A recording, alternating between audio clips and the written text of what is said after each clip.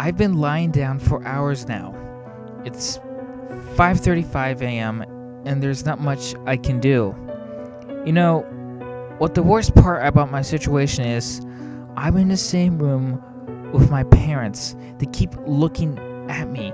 I can't help but to look back and try not to cry or scream. Their eyes are focused on me and their mouths are wide open. There's a strong scent of blood and I feel so paralyzed with fear.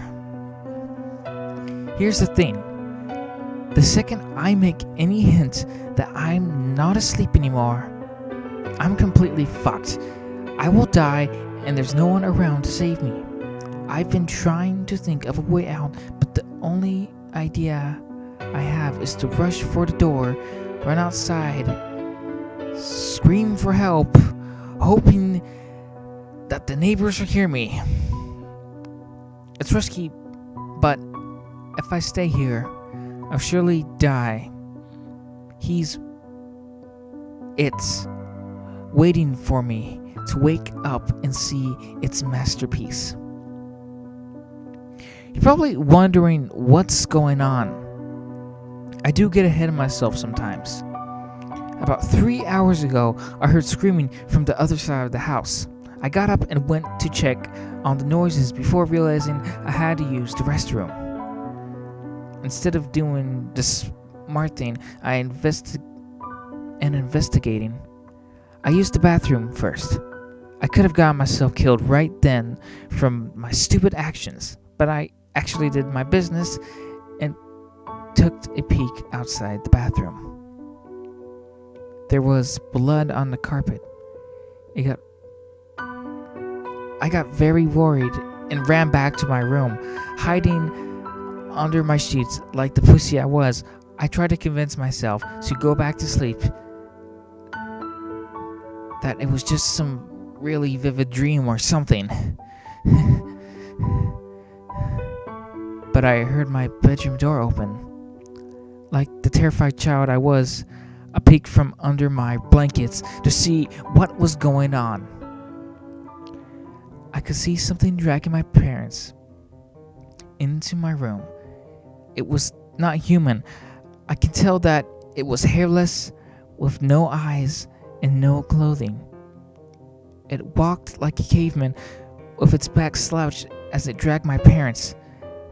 But this thing was much smarter than any caveman. It was aware of what it was doing.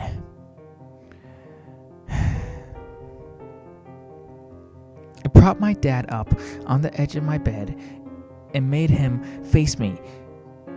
It then sat my mother down on the chair and positioned her towards me as well. It started rubbing its hands upon the walls, staining them with blood. It drew a circle with the devil's pentagram in it. This thing had made what you probably call a masterpiece.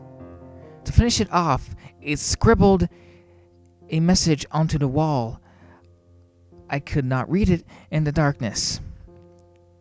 It then positions itself under my bed, waiting to strike. The scariest thing now, my eyes have adjusted to the darkness. Since then, I can read the message on the wall. I don't want to look at it because it's terrifying to think about. But I feel like I need to see before I'm killed. I'm peeking at the creature's masterpiece right now. And it says,